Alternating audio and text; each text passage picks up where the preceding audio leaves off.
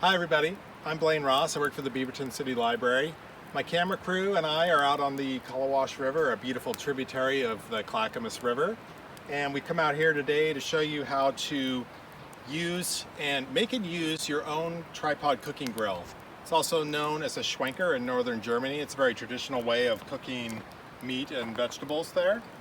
So the great thing about this is you can do this for very low cost. I had some tent poles in my garage. I bought an electrical box cover from Home Depot. It was like 99 cents. I drilled 3 holes in it, actually 4 holes. And the hardware is pretty simple. You can go as simple as you want. I had chain in my garage. I also had a hook in my garage. I bought a special additional piece of hardware that rotates 360 degrees, which you'll see why that's helpful in just a moment. And then the tent poles just go up through these holes. I've already put the grill up, obviously. I'll show you how quickly it comes down in just a few minutes.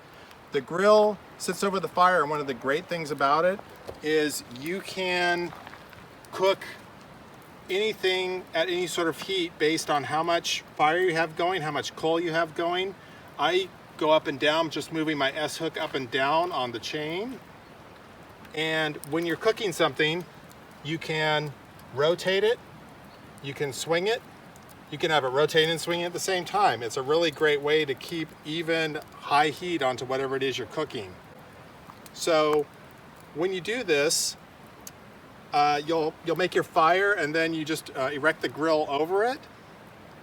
And then once your fire's right, you go ahead and put the meat on the grill, the meat or the vegetable, and you cook it. Sometimes you may want to, you can adjust it also moving the tent poles up and down quickly that way. There's lots of different ways to adjust it using the chain or the poles. You have to be careful. But one of the great things about this grill is it's very portable.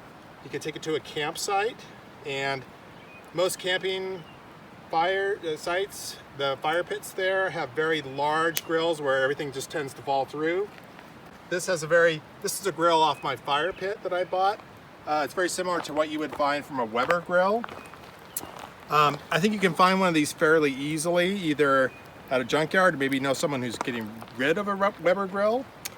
You could also potentially use the rack from a roasting pan. You might find that at a garage sale. The idea is not to spend a lot of money. Find the materials and then make it your own Schwenker. So there's different ways you might make your own poles. I use tent poles. You could buy electrical conduit and find a way to do it that way. I mean, part of the fun is creating the grill yourself. I read about it in a newspaper and I thought, oh, this is a great idea, and we take it every time we go camping. It's very portable. I'm going to go ahead and take it down now.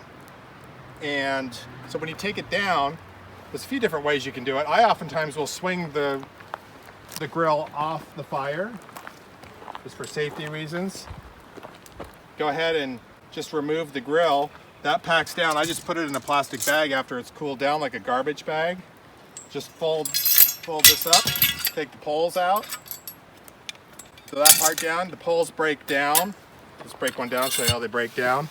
So this travels easily in your car, and it's a great way to get together with your friends and cook food. It's a very communal, fun way of cooking food. It's been around for a long time, and the Germans love it. They have a very traditional meat they use when they cook it, and there's lots of fun terminology. I recommend Googling Schwenker on YouTube or Google and learn some more about it. It's a fascinating history, and I just want to thank you for joining me here today.